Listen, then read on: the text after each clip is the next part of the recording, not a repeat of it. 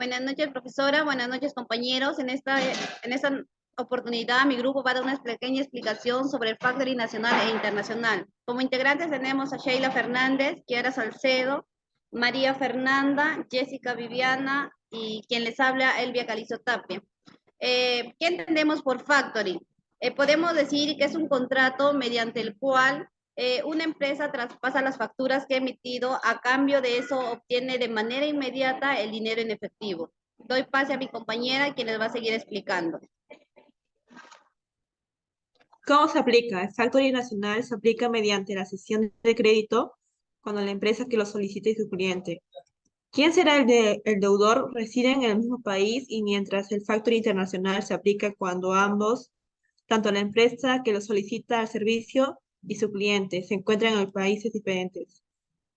Pasa mi compañera.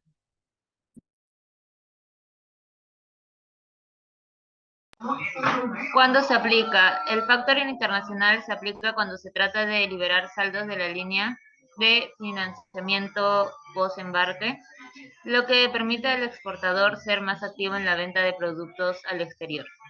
El factoring nacional recibe el adelanto de las cuentas por cobrar, que está entre el 80 al 90% del total, realizando la cobranza de las facturas al cliente. Una vez el cliente pague, se transfiere a la empresa de saldo pendiente de la factura, menos intereses y comisiones. ¿Cómo se aplica cada tipo de factoring? Se está dividido por 14. El primero es el factoring con financiación, que se da mediante el cliente recibe liquidez por parte del factor sin tener que esperar el vencimiento de los créditos. El segundo es el factoring sin financiación. El objetivo principal de esta clase de factoring es precisamente la prestación de diversos servicios por parte del factor y no la financiación o el pago anticipado de los mismos. El tercero viene a ser el dropshipment factoring, que es la modalidad por una de las partes. Por lo general, un empresario pacta con un fabricante la elaboración de un determinado producto, el cual no está en condiciones de producir ni de solventar. El cuarto viene a ser el factoring con recurso. Viene a ser el riesgo de la insolvencia del deudor que está en cabeza del factorado. Por lo tanto, la compañía de factoring no garantiza la asunción del riesgo por el no pago del crédito. El quinto es el factoring sin recurso.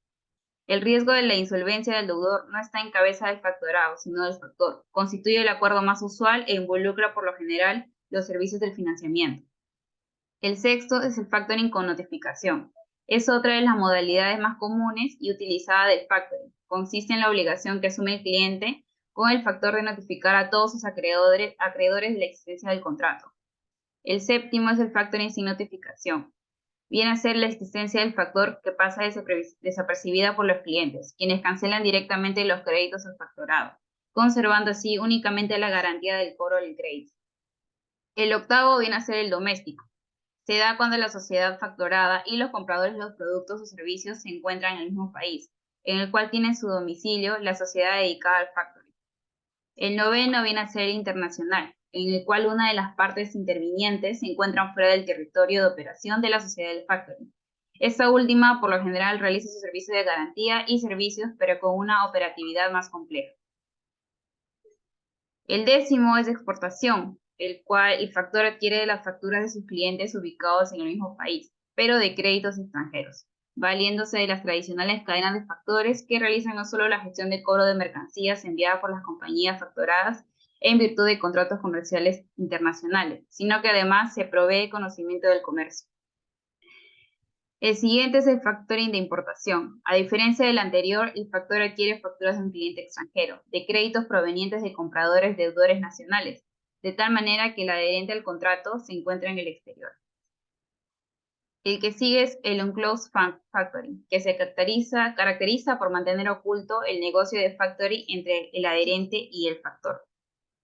El 13 es el split factoring. Por medio de este, dos o más empresas dedicadas comparten los créditos de un mismo cliente. El 14 es el split risk factoring. A diferencia de la anterior modalidad, en este existe un solo factor, pero el riesgo en caso de cada insolvencia de los deudores es asumido por ambos. Y el último viene a ser el factoring by exception. El factor no adquiere los créditos de forma anticipada ni los vigentes, sino únicamente aquellos que se encuentran vencidos. Y por último le doy paso a mi compañera. Características del factoring.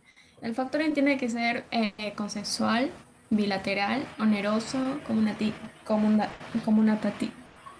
conmutativo, de adhesión, típico o atípico. Tomar en cuenta que todas ellas deben deben tener un carácter flexible en cuanto a las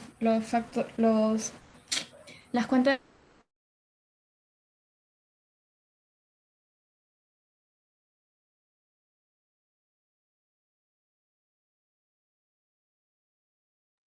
Y por último, el contrato de factoring ofrece a la empresa un conjunto de servicios que pueden ser contratados por servicios administrativos o servicios financieros. Y eso sería todo.